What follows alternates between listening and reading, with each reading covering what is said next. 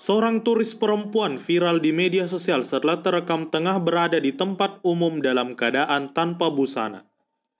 Dalam video yang beredar terlihat wanita tersebut tengah berjalan di trotoar di daerah Bali tanpa menggunakan pakaian sedikit pun.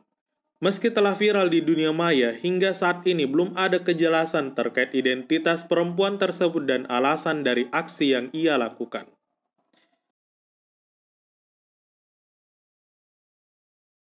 Seorang penumpang pesawat Thai Airways terpaksa digelandang turun dari kabin oleh otoritas keamanan pesawat setelah membuat ulah dengan cara sengaja batuk di depan pramugari lantaran kesal belum diizinkan turun dari pesawat sampai 7 jam lamanya. Diketahui bahwa penumpang itu belum diperkenankan turun dari pesawat lantaran ada pemeriksaan virus corona. Namun lantaran kesal menunggu terlalu lama, ia iseng batuk di depan pramugari seakan-akan mengidap virus corona. Aksinya sontak membuat khawatir para penumpang pesawat lainnya. Ia pun akhirnya diamankan untuk diperiksa atas ulah yang dia lakukan.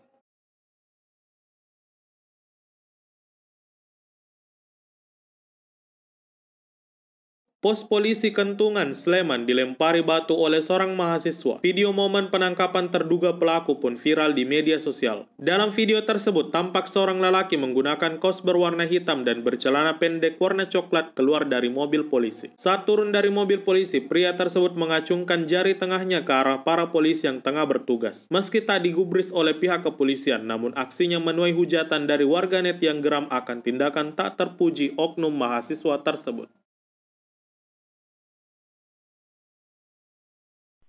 Satu unit mobil angkutan umum alias PT-PT tiba-tiba terbakar di Makassar, Sulawesi Selatan. Peristiwa itu terjadi sekitar pukul 14 waktu Indonesia Tengah. Insiden itu terjadi saat angkutan umum tersebut tengah memuat penumpang. Alhasil, para penumpang langsung berlarian keluar mobil. Seorang saksi mata bernama Sul menuturkan bahwa PT-PT yang dikendarai pria bernama Suwardi ini sejak awal mengeluarkan percikan api dari mulut tangki. Namun sang sopir diduga mengabaikan hal itu hingga kemudian api membesar dan melalap hampir seluruh bagian mobil tersebut.